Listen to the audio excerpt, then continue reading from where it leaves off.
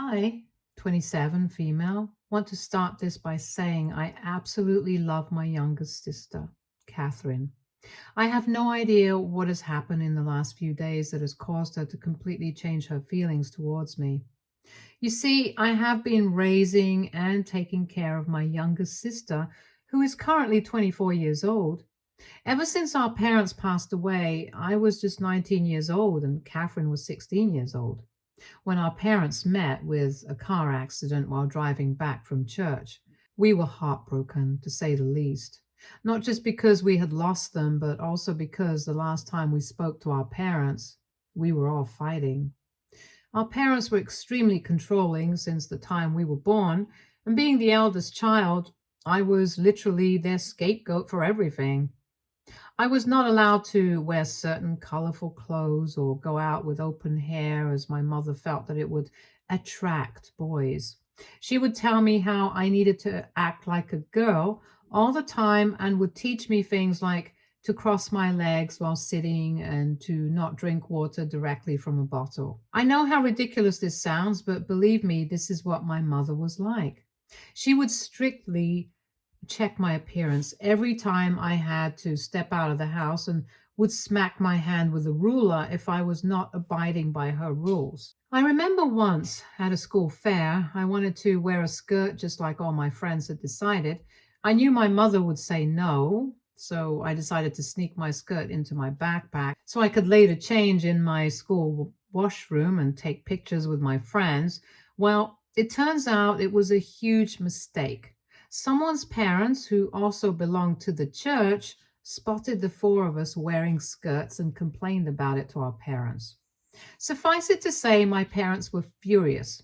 As a punishment, my mother made me kneel down on the ground continuously for 4 hours until my knees were sore and I had to beg my mother for mercy. My dad did not allow me to have dinner that night as he felt I was being too much of a spoilt girl.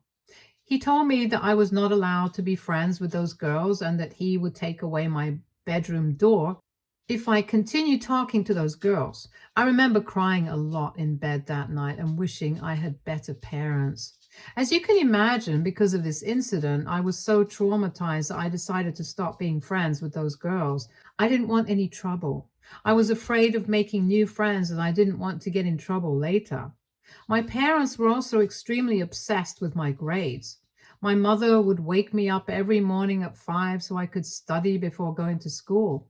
She would sit and knit while I would try to memorize the chapters for the day.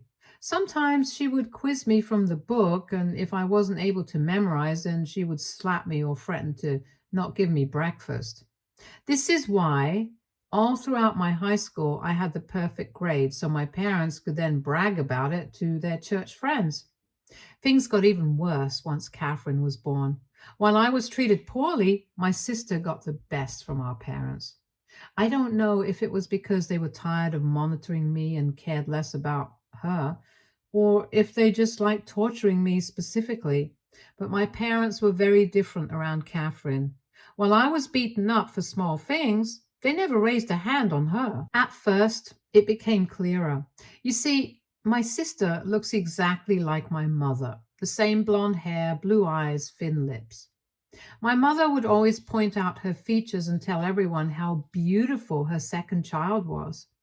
On the other hand, my mother would judge my weight and monitor it.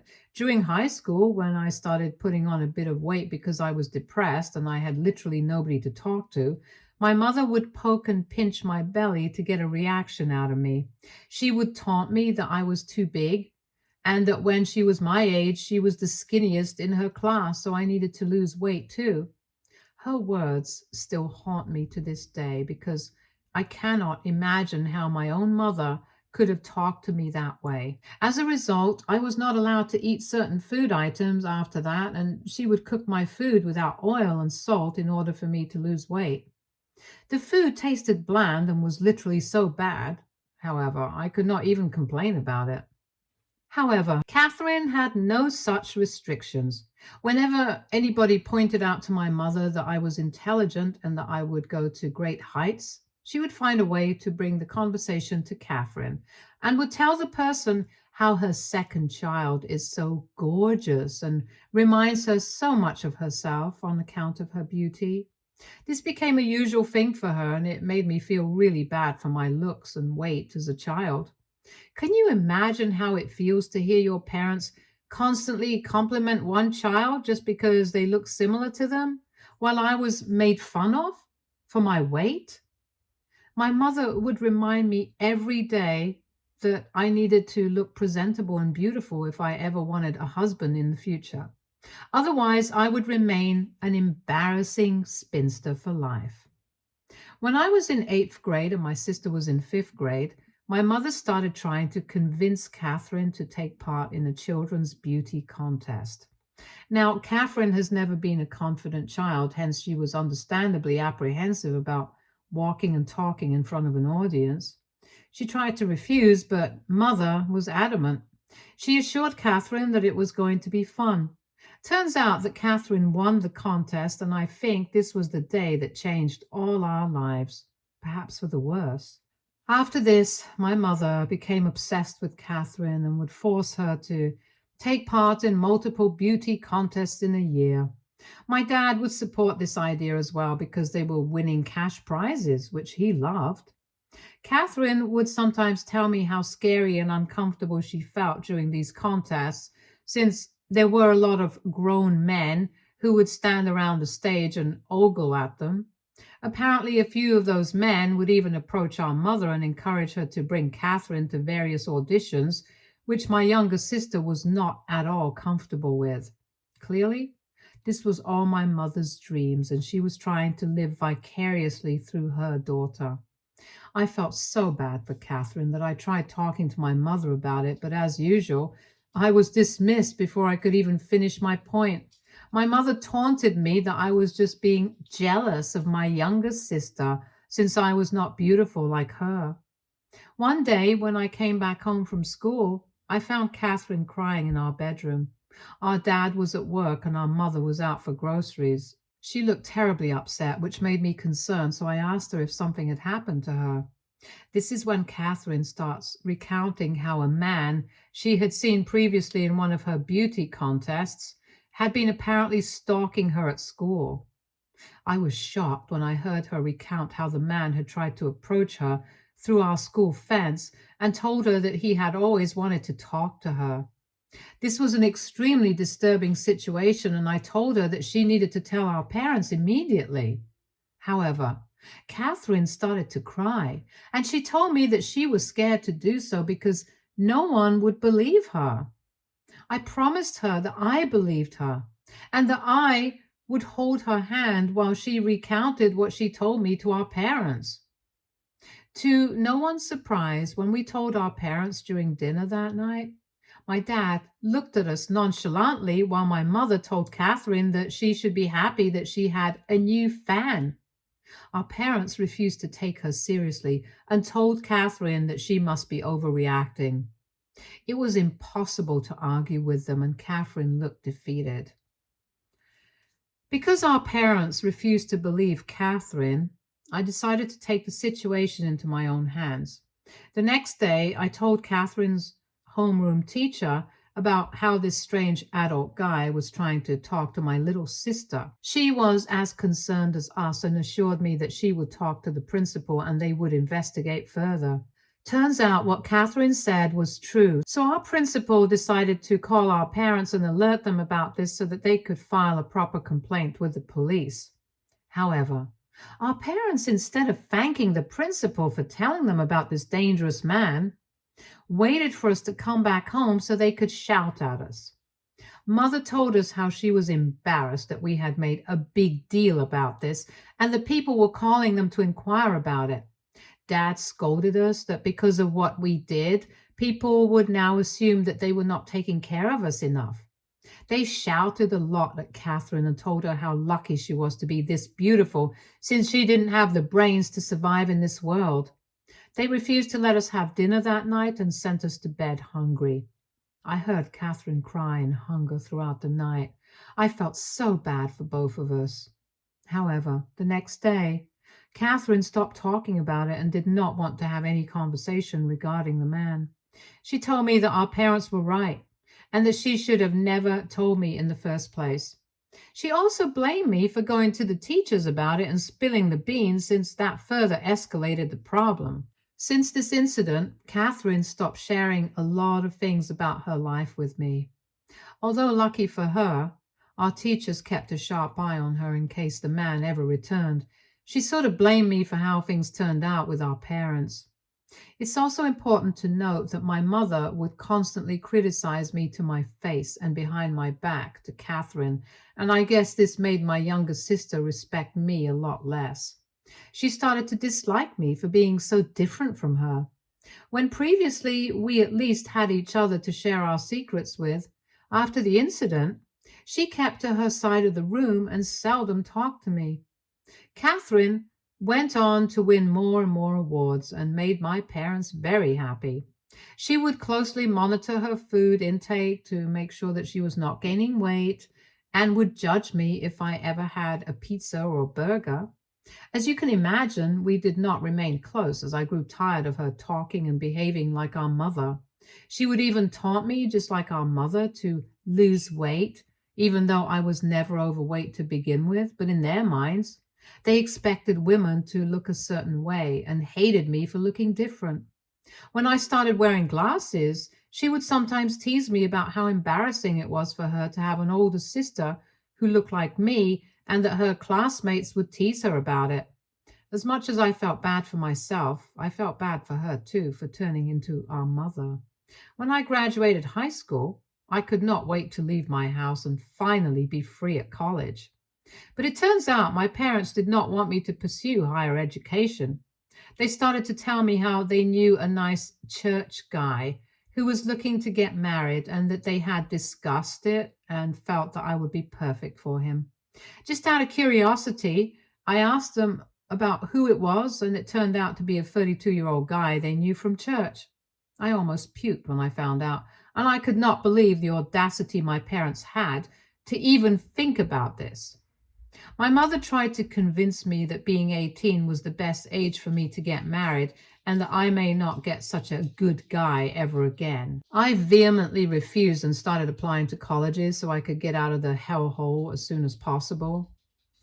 I also took up a part-time job so I could earn some money in the meantime. When my dad realized that I was earning money, he started to insist that I needed to start paying him money for my groceries and bills, as he didn't want to house a freeloader like me. I had no choice but to agree. Weeks and months passed by, and I was not getting any reply back from college, which worried me. I knew I was an excellent student, so there was no reason why a college would not select me. But even if they didn't, I would at least receive a rejection letter. One morning, when I woke up early, I found my mother sneaking mail from our mailbox into her closet. My suspicions were up, and as much as I wanted to confront her about it right then and there, I knew she would not give me a straight answer, so I waited for her to get out of the house for errands. Later, when she left, I checked her closet, and this is how I found out that my mother had been hiding letters from my college for the past few months. I opened the letters to discover that I had been accepted into 2 universities, which almost made me cry tears of joy.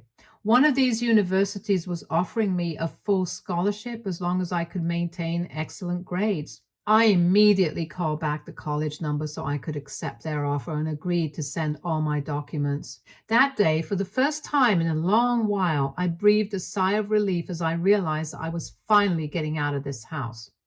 I knew there was no reason to confront my mother about her hiding my letters, as she would deny it and come up with an excuse.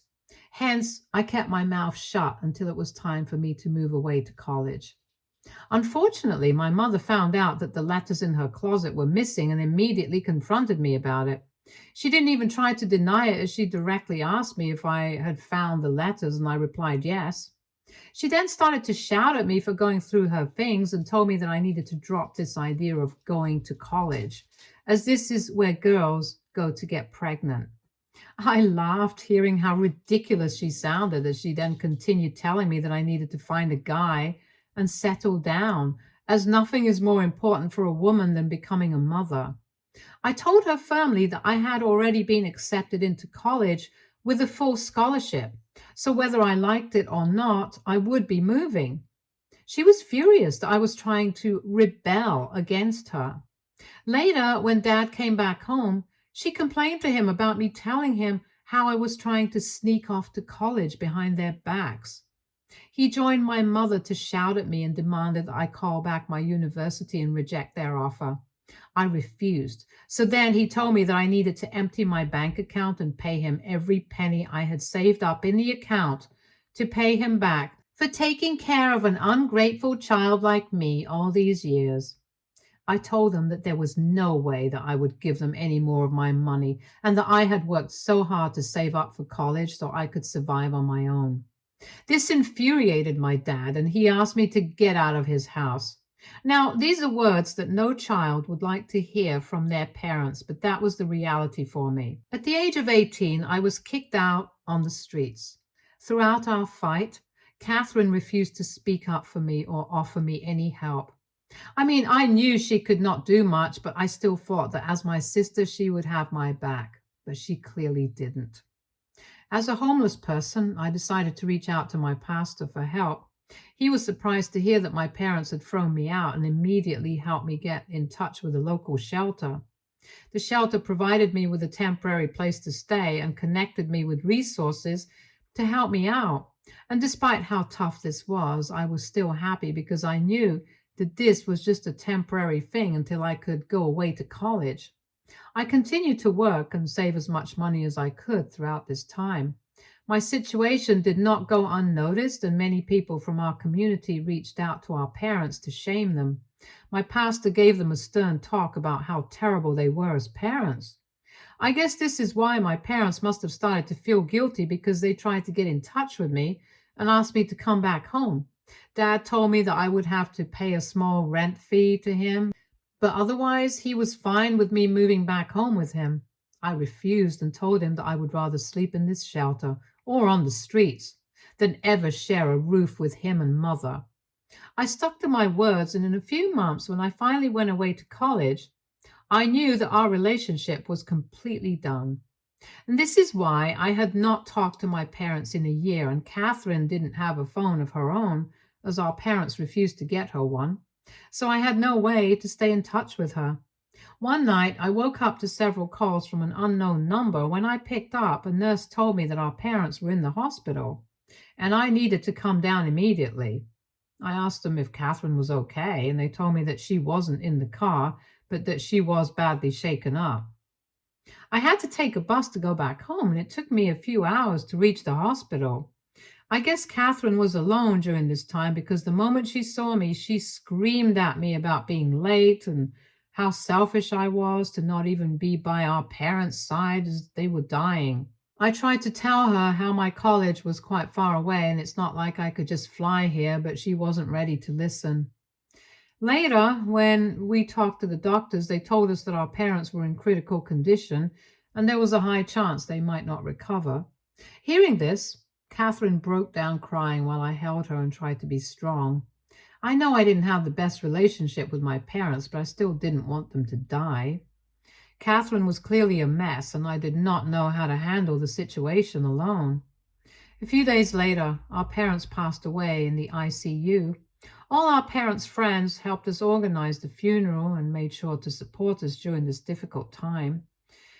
After the funeral, our dad's lawyer informed us that he had named Catherine to be the sole inheritor of the house and their bank account. I was not surprised by this because by then I already knew who the favorite child was. Catherine didn't even blink or question why our parents had left her everything. However, since Catherine was just 16 years old at that time, she could not stay on her own. This was a huge problem, and she got scared that she might be up in an orphanage. We didn't have a lot of close relatives who were ready to take in Catherine, so I decided to step up. And this is why I had to drop out of college in order to take care of my minor child. Looking back, I was a fool to do so. But at that point, as an older sibling, I had no choice. I could not just think about myself. I needed to think about Catherine also. While she continued to study in high school, I decided to get a job so I could earn my own money. Not a lot of companies like to hire an adult without a degree, but lucky for me, some of the people in my community helped me out in getting a job as a secretary. In the beginning, I wasn't earning well, but over the years, my pay has increased significantly. During that time, I spent all my days and nights taking care of my little sister and making sure that she had everything. While she could withdraw some money from our parents' account during an emergency, she still didn't have full access as she was a minor. So, whenever she was short of money for school or extra expenses, I bore them without any complaints. After graduating high school, I encouraged Catherine to apply to universities, expecting that she could get a degree, unlike me at least. However, all my dreams were shattered when Catherine informed me a few months ago that she had been secretly dating a guy for the past couple of years and they had decided to get married. I was shocked, to say the least, because I had no idea that my sister, who always looked so innocent, even had a boyfriend to begin with. I was also confused about why she had kept it hidden from me after our parents had passed away. But when I questioned her about it, she told me that she didn't think it was that much of a big deal. She then went on to say, without missing a beat, how she would love for me to organize her wedding since I had such good taste. I was surprised that she wanted me to be involved since she never liked the way I dressed or my hairstyle. However, I thought maybe my sister had grown up and this was a chance for us to bond. Throughout the wedding planning, whenever I would tell Catherine that I wanted to meet the guy, she would come up with an excuse about why I couldn't see him. One time, I put my foot down and demanded that I needed to meet the guy she was about to marry, so she let me talk to him on the phone. He sounded decent, so I knew this was very real and was in fact happening. He told me that they had been in a long distance relationship for a few years, and that was the reason why I had never found out about it. Catherine and her future husband told me that they were having a wedding in his city, so it would be convenient for his parents and that he was going to fly us both out there. He assured me that he was grateful for me to plan the wedding for him and organize everything since he didn't want Catherine to worry. I felt this was really sweet of him. Yesterday, in the early morning, I could hear some scuffling as I woke up to check out the noise. I noticed Catherine tiptoeing her way around the house as she got ready. I also noticed that she had her luggage packed. Having just woken up from sleep, I was confused for a moment, so I looked at her curiously. When I asked her about where she was going, she jumped in fright as she had not seen me standing silently in the stairways. I asked her if something had happened, and she turned red in embarrassment as if she was trying to hide something from me. She then looked me straight in the eye and told me that she had hoped I would not have woken up, since it would have made things so much easier. I asked her what she meant, and she went on to tell me that she was leaving. She told me that now that she was getting married, she didn't want to live in this house anymore. My eyes widened in surprise as I searched her face, trying to decipher if she was pranking me or not. I asked her what about her house, and she replied that she had already contacted a real estate agent and given them a copy of her keys so they would be showing it to potential customers. I then asked her what about me, since she was doing all these things without even giving me a heads up or discussing it with me. She shook her head and told me that there was nothing for her to discuss and that she knew I would overreact, which is why she wanted to silently walk away from me. I don't know why, but hearing her hurtful words, my eyes filled up with tears, which only made Catherine more irritated, I guess.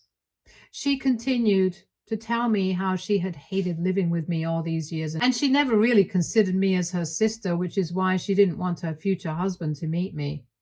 I asked her, what about the wedding? And she laughed, telling me that I was ridiculous for even asking about it because I should know my place and that I was just an unwanted trash in her life. She then informed me that her cab was waiting outside to take her to the airport, so she didn't have time to answer any of my questions.